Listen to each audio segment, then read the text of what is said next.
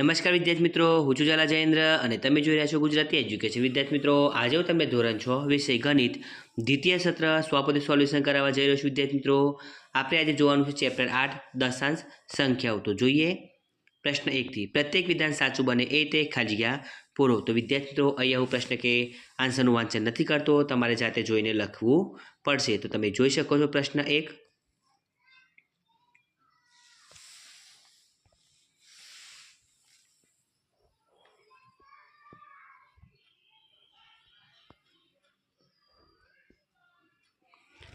હવે પ્રશ્ન 2, કૌંસમાં આપેલા વિકલ્પોમાંથી સાચો વિકલ્પ પસંદ કરી ખાલી જગ્યા પૂરો. તો વિદ્યાર્થી મિત્રો, એની પણ ખાલી જગ્યા તમે જોઈ શકો છો.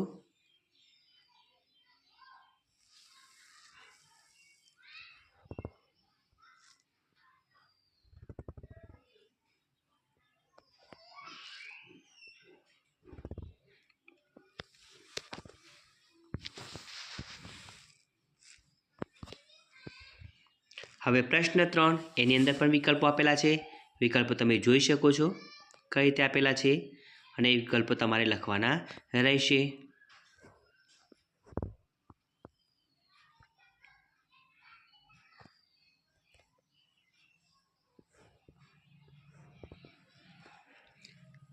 હવે પ્રશ્ન 4, એની અંદર તમારે ખરા ખોટા આપેલા છે. ખરા ખોટા પણ તમે જોઈ શકો છો.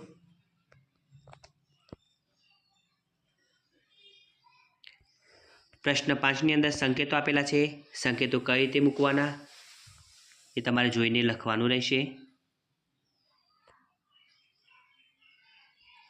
પ્રશ્ન 6, દશાંશ ચિહ્નનો ઉપયોગ કરી રૂપિયામાં દર્શાવો. એનો આન્સર પણ તમે જોઈ શકો છો.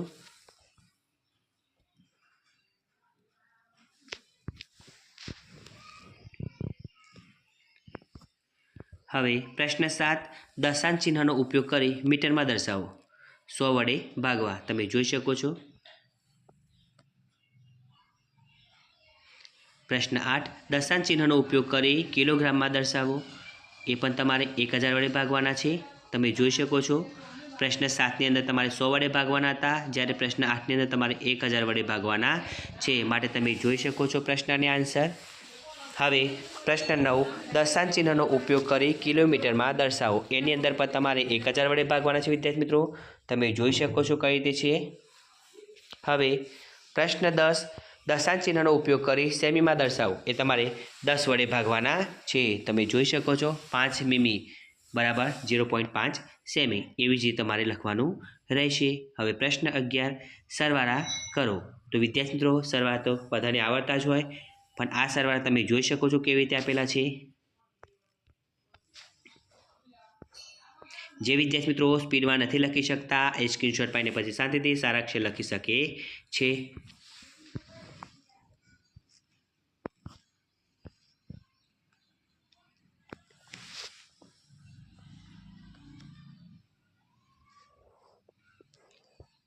પ્રશ્ન 12, એની અંદર બાદબાકી આપેલી છે.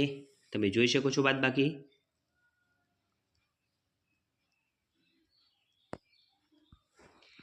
પ્રશ્ન 13, નીચેના દાખલા ગણો.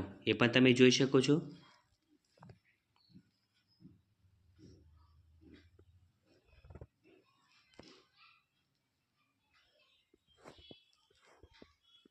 બીજો દાખલો.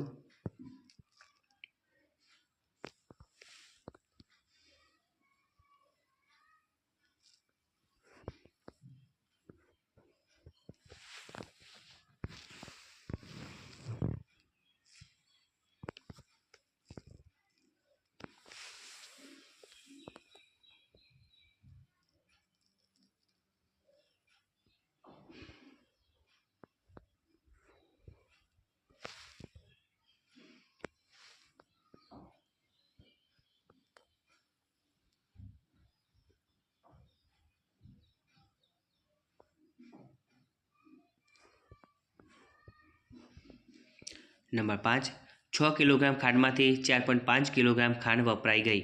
હવે કેટલી ખાંડ બાકી રહી? તમે જોઈ શકો છો આન્સર.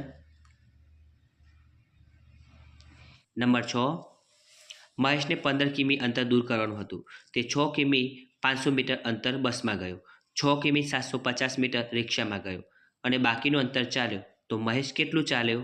તમે જોઈ શકો છો અહીંયા બાદબાકી કરવાનું છે વિદ્યાર્થી મિત્રો।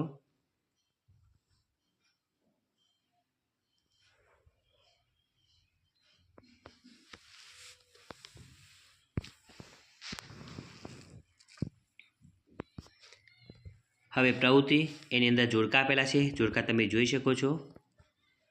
પહેલામાં ડી આવશે, બીજામાં એ, ત્રીજામાં એફ, નંબર 4માં બી, નંબર 5માં ઈ અને નંબર 6ની અંદર સી। તો વિદ્યાર્થી મિત્રો, તમને મારી આ વિડીયો પસંદ આવ્યો હોય તો વિડીયોને લાઇક કરો, કમેન્ટ કરો, શેર કરો અને સબસ્ક્રાઈબ જરૂર કરો। ધન્યવાદ।